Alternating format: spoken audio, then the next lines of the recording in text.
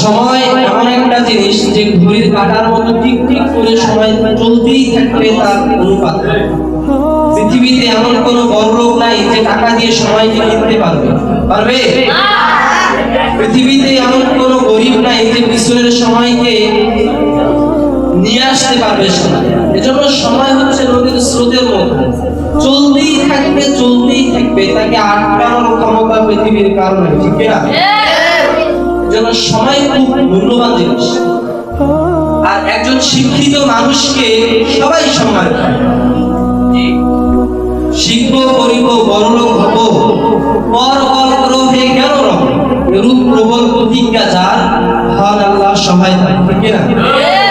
তার মানে তুমি যখন তোমার জীবনে সৎভাবে লেখাপড়া করবে, তোমার জীবন করবে, তখন তোমার সাথে কে থাকবে? আল্লাহ। আল্লাহ যদি সাথে থাকে আর কিছু লাগবে? গোটা পৃথিবী কার? তো আল্লাহ যদি আমার বন্ধু হয় আর কিছু লাগবে? তো তুমি যদি 100-তে 100 আল্লাহর বন্ধু হতে পারো, তোমার কিছু লাগবে না? লাগবে। আর দুনিয়ার জীবনটা একটা ক্ষণস্থায়ী জীবন। আল্লাহ তোমাকে দুনিয়ার জীবনে কেন বেশি দিতে চায় না? কারণ আল্লাহ চায় যে আমার বান্দা দুনিয়াতে একটু কষ্ট করে সাময়িক জীবন পার করে আখিরাতের জীবনে যখন আসবে, তাকে যখন আমি জান্নাত দিব, সে সারা জীবন জান্নাত পাবে। তার মানে আল্লাহ চায় যে তার বান্দাকে খানিক শান্তি দিতে নয়, সারা জীবন শান্তি দিতে চায়। তার নামই হচ্ছে জান্নাত। আর একটা কথা হচ্ছে যে পৃথিবীতে আপন বলতে আল্লাহ ছাড়া কেউ নেই। এটা আমি আমার জীবন থেকে অনুধাবন করতে পেরেছি। পৃথিবীতে আল্লাহ ছাড়া আপন বলতে কেউ নাই। প্রত্যেকটা মানুষ মানুষের প্রয়োজনেই আসে, প্রত্যেকটা মানুষ মানুষের স্বার্থের জন্যই পাশে থাকে। সত্যিকারের অর্থে একমাত্র আপন বলতে আল্লাহ ছাড়া কেউ নাই। মা বাবা, বন্ধু বান্ধব সবাই নিজ নিজ প্রয়োজনে আপনার কাছে আসে। কিরকম? তার বাস্তব উদাহরণ আমি একটা ছেলের যখন 4-5 বছর বয়স, ওই সন্তানটা যখন খায় না, তখন তার মা বলে যে বাবা খাও, বাবা খাও। যখন 10 বছর বয়স, তখন মা তার পিছে পিছে বলে যে বাবা খাচ্ছ না কেন, খাও। মা কিন্তু নিজে খাওয়াই দেয়। অথচ ওই সন্তানটার বয়স যখন 20 থেকে 22 বছর হয়ে যায়, যেই মা ছোটবেলায় সন্তান না খেতে চাইতে বাধ্য করতো খাওয়ার জন্য, সেই মা যখন সন্তানটার বয়স 20 থেকে 22 বছর হয়ে যায়, তখন ওই মা বলেছে কিছু করতে পারতেছ না, বাড়ি থেকে লাঠিকে রাখ, যাও, বাড়ি থেকে বেরিয়ে যাও। ঠিক না? বাস্তব সমাজ এটাই।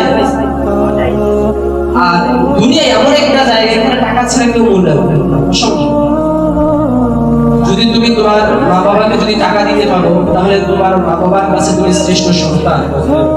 মা বাবা যদি সন্তানদেরকে টাকা দিতে পারে, সন্তানের কাছে শ্রেষ্ঠ হচ্ছে মা বাবা।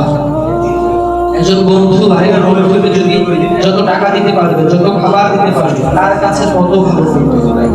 তার মানে টাকা এমন একটা জিনিস যে দুনিয়াতে টাকা না থাকলে তোমাকে কেউ মূল্যায়ন করবে।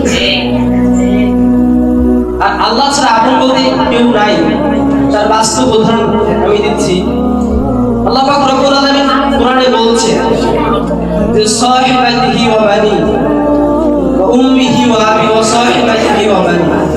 আল্লাহ বলছে যে কিয়ামতের দিন এমন একটা পরিস্থিতি হবে যে ওখানে মা বাবা তার সন্তানকে চিনবে না, সন্তান তার মা বাবাকে চিনবে না। তার মানে কি? মা বাবার সাথে সম্পর্ক, সন্তানের সাথে সম্পর্ক, এটা শুধু কবরে যাওয়ার আগ পর্যন্ত। কবরে যাওয়ার সাথে সাথেই তার সাথে সম্পর্ক শেষ, আর কোনো সম্পর্ক নেই। জন্য আল্লাহ এবং আমার রাসূলের সম্পর্ক হচ্ছে স্থায়িত্ব সম্পর্ক, যার শুরু আছে কোনো শেষ নেই। আর দুনিয়া এতটাই স্বার্থপর যে আমরা আমাদের কাছে আমাদের হাত, আমাদের পা, আমাদের চোখ, এই জিনিসগুলো আমরা ইচ্ছা করলে যেখানে ইচ্ছা সেখানে ব্যবহার করতে পারবো না?